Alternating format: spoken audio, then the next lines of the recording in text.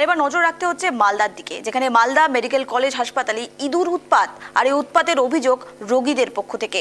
অসুস্থ রোগীদের শরীরে ইঁদুর কামড় দিচ্ছে, এমনই অভিযোগ উঠে আসছে।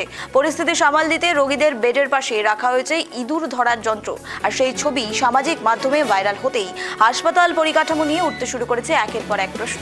বিজেপির প্রাক্তন বিধায়ক শ্রীরূপা মিত্র চৌধুরী তার অভিযোগ, ইঁদুর রাখার যন্ত্র রাখার অর্থই হাসপাতালে ইঁদুরের উপদ্রব রয়েছে।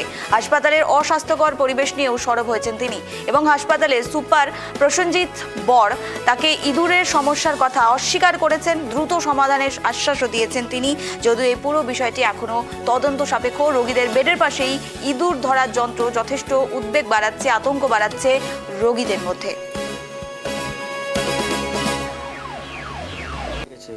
ইঁদুরের জন্য এখানে কি হয় ইঁদুর? এখানে অনেক ইঁদুর দৌড়ে বেড়াচ্ছে। পেশেন্টের গায়ে চলে আসছে? হ্যাঁ, ওই যে বিষ উঠে যাচ্ছে, তো বিছানাতে উঠে যাচ্ছে, মশারির তলে ঢুকে যাচ্ছে। কখন আসছে ইঁদুর? রাতের বেলা। প্রচুর ইঁদুর নাকি? হ্যাঁ, দেখতে তো পাচ্ছি। কে রেখেছে ওটা?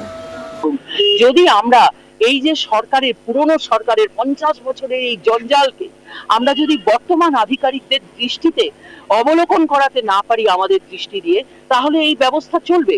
আমরা এই অব্যবস্থা থেকে মুক্তি চাই।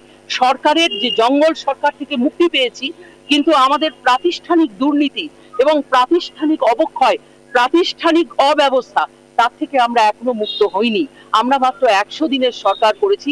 আমি আপনাদের কথা দিচ্ছি, হাত জোর করে আপনাদের মাধ্যমে মালদা মেডিকেল কলেজ পূর্ণাঙ্গ রূপ পাবে। ধন্যবাদ।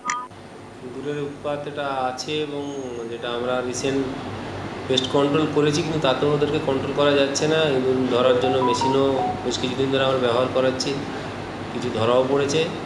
এটার মেন সমস্যা ওরা আছে ফল সিলিংয়ের ওখানে উপরে উঠে যাচ্ছে। ফল সিলিং থাকার জন্য ওদেরকে কন্ট্রোল করার একটু সমস্যা হয়ে যাচ্ছে। আমরা তবু পেস্ট কন্ট্রোল করছি, ইঁদুর ধরার অন্য কোনো ব্যবস্থা